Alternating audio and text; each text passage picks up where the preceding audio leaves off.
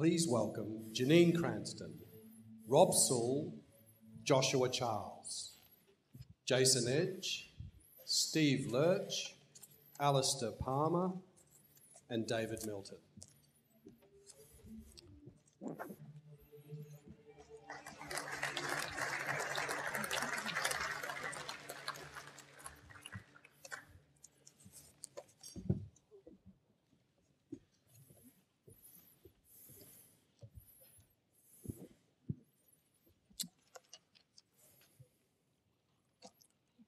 Welcome, panel.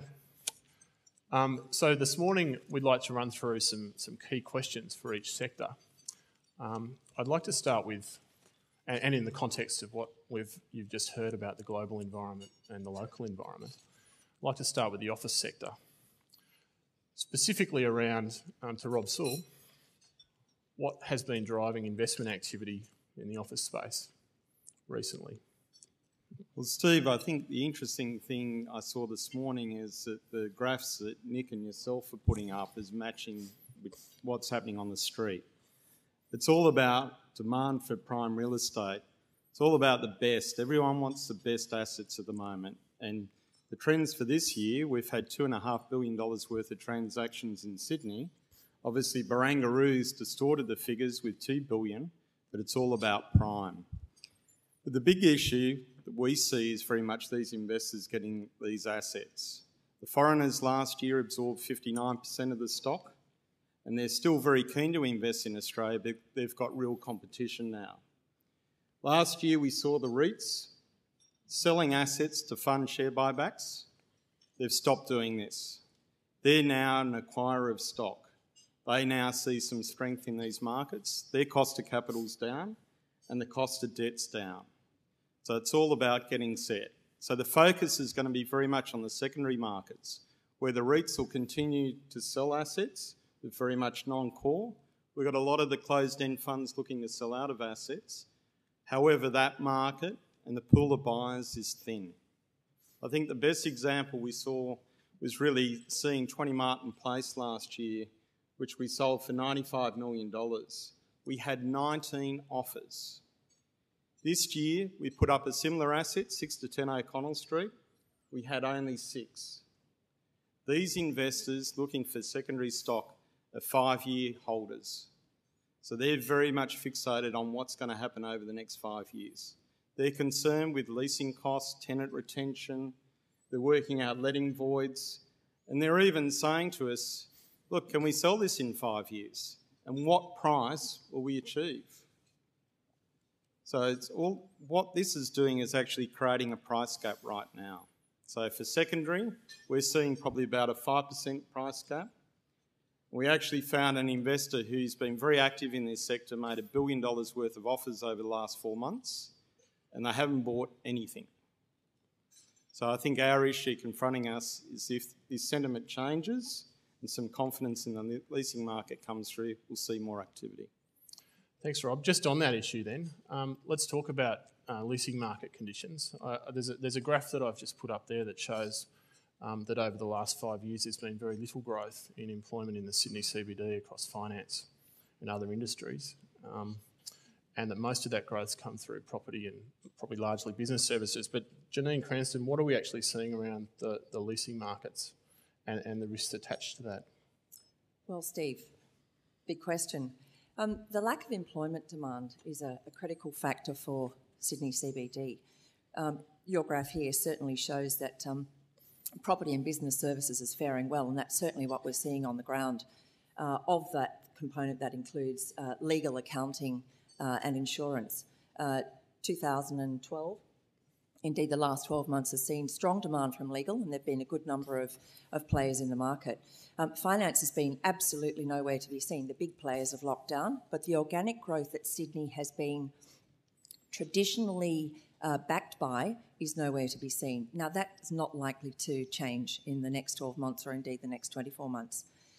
We are seeing businesses across the board drive more value out of their real estate.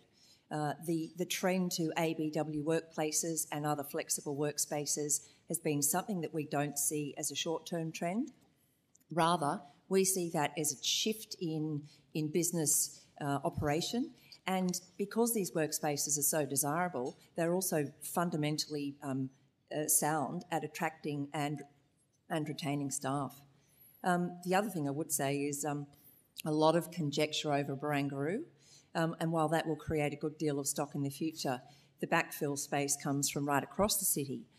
So it will create competition and backfill challenges for our clients. And we're seeing defensive strategies off the back of this, such as, a very good example is Martin Place, where we have an owners group getting together to employ a defensive strategy. So we've got a group remodelling the destination of Martin Place. Other such defensive strategies will be required. So we have reinvigoration, reuse, refurbishment, redevelopment, and we've got stock being taken out of the city for potential change of use to residential. Thank you. Yeah, just in terms of that backfill space, David, Milton, what are the opportunities for redevelopment and conversion to residential, do you think? There's very strong buyer demand in the city for residential apartments, and we've recently, over the last 12 months, we've looked at a number of buildings for conversion to residential, and we see that it's going to be probably a very strong market.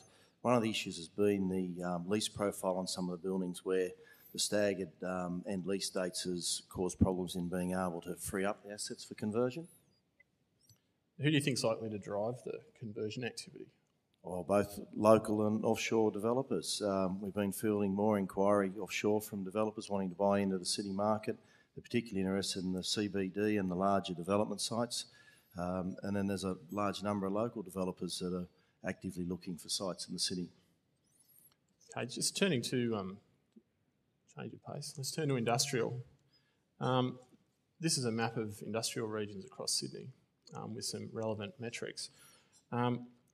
Jason Edge, what trends are we seeing in industrial demand across Sydney and what's driving those changes? Well, what's driving it, if you look at the outer northwest, the central west and the outer central west, and the vacancy rates have all sub 3%, and in some instances less than 1% in the outer northwest. What we're actually seeing now is developers taking advantage of that and going back to speculative development, which has occurred probably in the last 6 to 12 months. But what's different from this tranche of developments compared to, say, 2006-07 is we had 130,000 square metres of developments more or less coming online at once and competing for the same 10 to 12,000 square metre inquiries. The developments now are slightly different, whether that be due to timing of completion, size, or location. What that's doing, that's having a positive impact on rents and also incentives. But I guess if you look at the pre-lease market, it is a fair bit slower. We've certainly got a lot of activity in inquiry. We'd have over 350,000 square metres worth of briefs in the market currently for that sort of, that hub, I guess, if you can call it Eastern Creek Erskine Park. But the reality is there's only 5 D&Cs being completed this year and 2 in January. So it's very different compared to the stabilised assets. Thank you. And Joshua Charles, what shifts are there in investor activity in industrial?